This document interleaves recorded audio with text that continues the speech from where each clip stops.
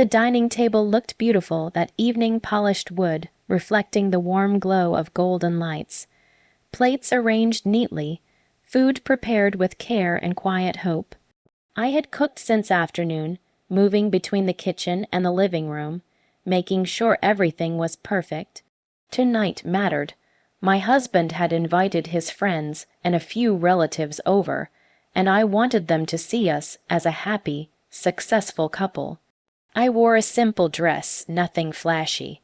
I had learned long ago that looking too confident made him uncomfortable. As I set the last dish on the table, my heart fluttered with a strange mix of pride and nervousness. No one knew how hard I worked, not just at my job, but at holding this home together. I paid the bills, managed expenses, saved when times were hard. I told myself love meant sacrifice. Everyone laughed as they sat down, glasses clinked, compliments were given about the food. My husband leaned back in his chair, enjoying the attention, telling exaggerated stories about his struggles and success. I listened quietly, smiling when expected, serving more food when asked. I was used to being invisible. Then it happened. Someone jokingly said, "You're lucky to have such a supportive wife." My husband laughed, loud, careless, cruel. He waved his hand toward me like I was an object, not a person, supportive. He scoffed, "She's only good for paying bills."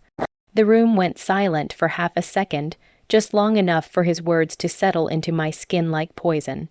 Then a few awkward laughs followed. Someone looked down at their plate. Someone else sipped their drink too quickly.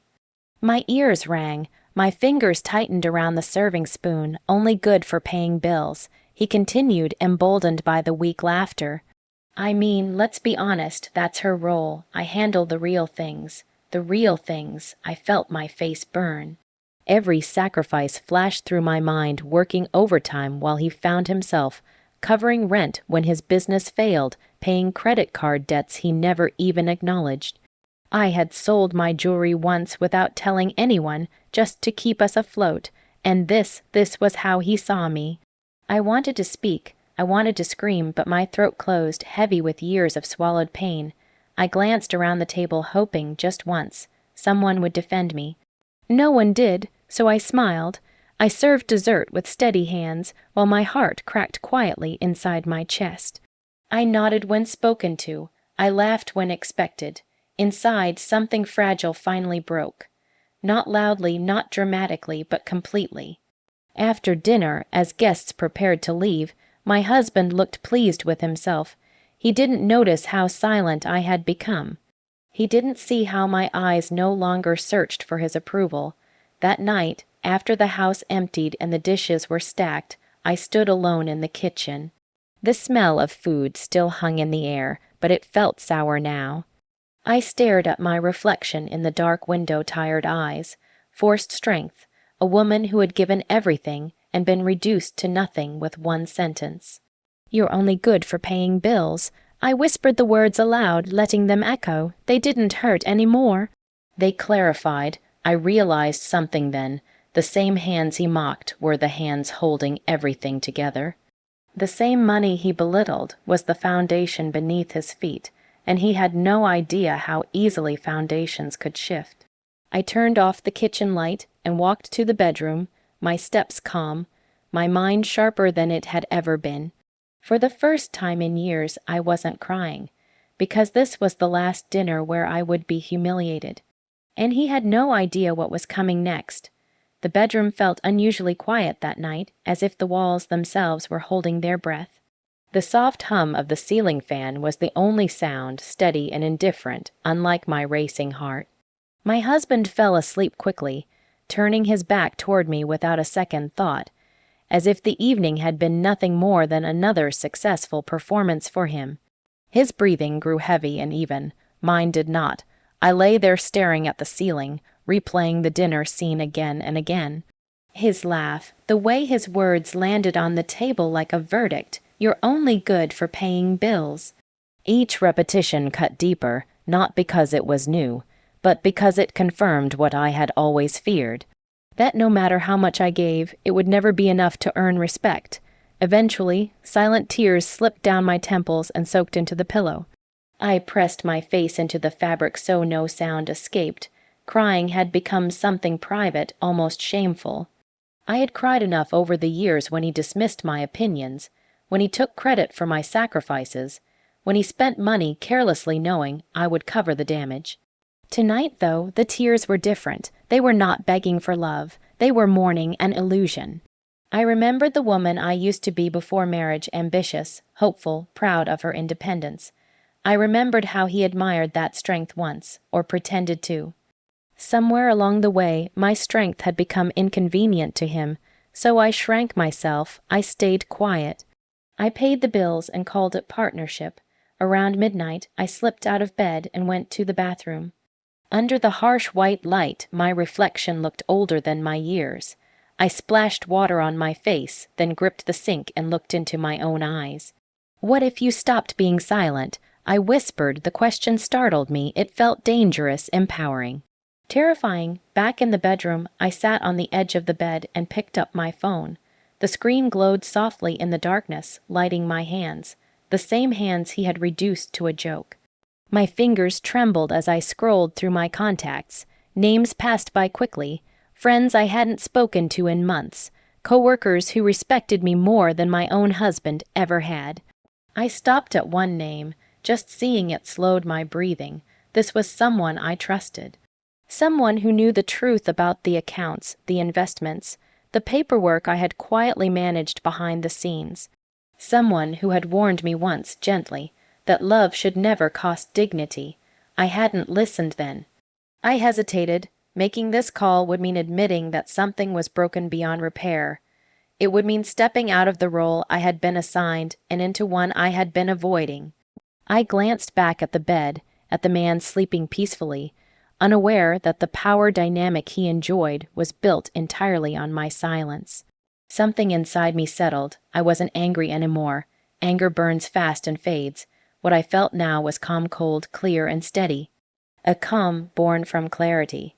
He had shown me who he was in front of everyone, without shame. And now, I would finally show him who I was, without apology.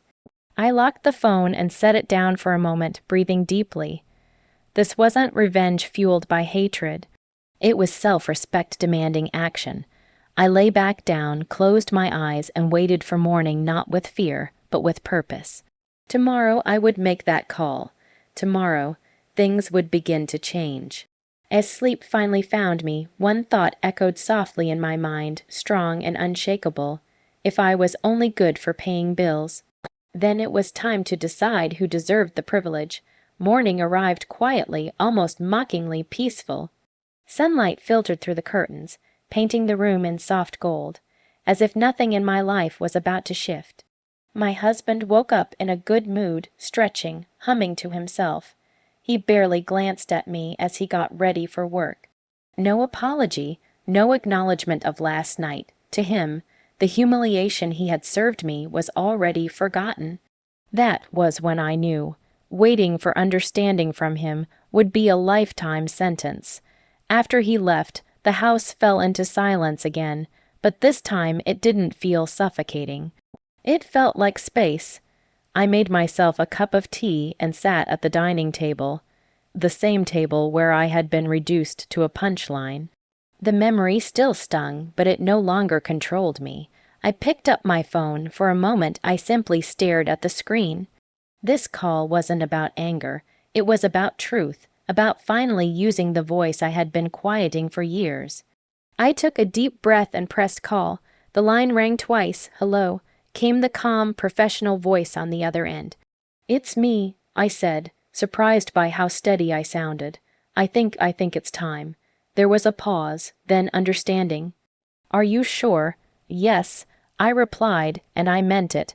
I explained everything slowly, clearly, the humiliation, the imbalance, the way my finances, credit, and signatures had quietly supported a life that now openly disrespected me. I didn't exaggerate. I didn't cry. I stated facts, dates, numbers, decisions I had made behind the scenes that my husband had never bothered to learn about. The person on the other end listened carefully, occasionally asking precise questions. I answered all of them. Each response felt like setting down a weight I had been carrying alone. By the time the call ended, my hands were no longer shaking. "I'll start the process today," the voice said. "Once it begins, things will move quickly." "I understand," I replied. "Thank you." When the call disconnected, I sat there for a long moment, phone resting in my palm. I expected to feel guilty. Instead, I felt light. For the first time in years, my choices belonged to me. The rest of the day passed strangely. I went to work, answered emails, attended meetings. On the surface, nothing had changed. But beneath it all, invisible gears were turning. Reviews were being initiated, permissions were being questioned, my name long ignored was finally being recognized where it mattered. That evening, my husband came home later than usual. His confidence had a crack in it. He mentioned a small issue at work, brushed it off as nothing. I listened quietly, nodding, hiding the truth behind a neutral expression. Inside, I knew. Over the next few days, the signs multiplied. Phone calls he couldn't explain, documents he didn't understand, a sudden tension that followed him like a shadow. He started asking questions, soft ones at first, then sharper, edged with confusion.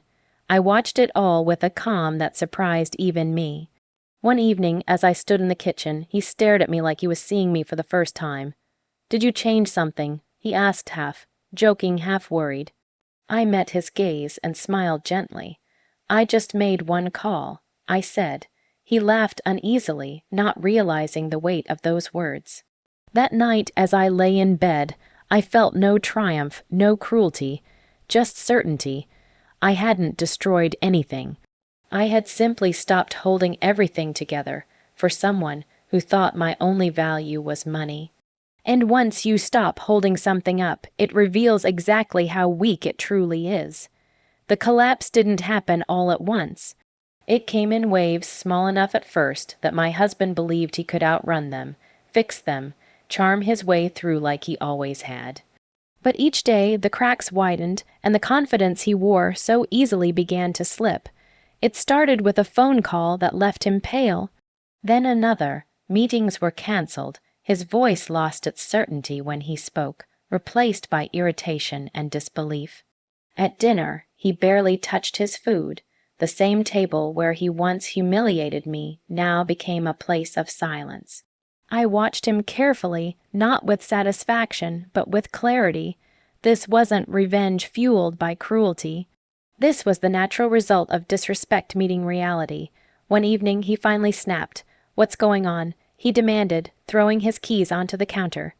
"Things are falling apart. Accounts are frozen. People won't return my calls." I dried my hands slowly, giving him my full attention. "Are they?" I asked calmly. He stared at me, suspicion flickering in his eyes. "You know something. I can tell." I nodded once. "I do." His breath caught. "What did you do?" I didn't raise my voice. I didn't accuse. I simply spoke the truth. "I stopped protecting you." The words hit him harder than any shout ever could. For a moment he laughed short and desperate. "This isn't funny." "I know," I said. Neither was being humiliated in front of everyone. Silence filled the room, heavy and unavoidable.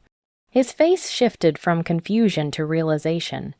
He thought back to that night, the careless joke, the dismissive wave of his hand. For the first time, he saw it not as humor, but as cruelty. "You wouldn't," he said quietly. "You need me." I met his gaze, steady and unafraid. "No, you needed me, and you forgot that." The power dynamic he had relied on crumbled in real time. He tried apologizing next, awkward, unpracticed apologies that sounded more like panic than remorse. When that didn't work, he tried anger, then guilt. None of it moved me. Days later, the truth became unavoidable. Everything he stood on, credit, stability, reputation, had been tied to my quiet support. Without it, his world shrank rapidly. One night, he sat across from me, shoulders slumped, voice barely above a whisper. "I didn't know," he said. I almost laughed, not because it was funny, but because it was tragic. "That's the problem," I replied. "You never wanted to know." I packed my things slowly, deliberately, not in secret, not in fear. Each folded piece of clothing felt like reclaiming a piece of myself. He watched from the doorway, stunned, as if the woman he thought he owned was disappearing before his eyes. "Where will you go?" he asked. "Somewhere I'm respected." I answered. At the door, I paused and looked back one last time. "You said I was only good for paying bills," I reminded him softly, so I decided to stop paying the price for disrespect. I walked out with my head high, my heart steady. Outside, the air felt lighter. Freedom often does. Behind me, he stood frozen, finally understanding the cost of underestimating a woman who carried everything in silence. And ahead of me was something far sweeter than revenge. It was self-worth.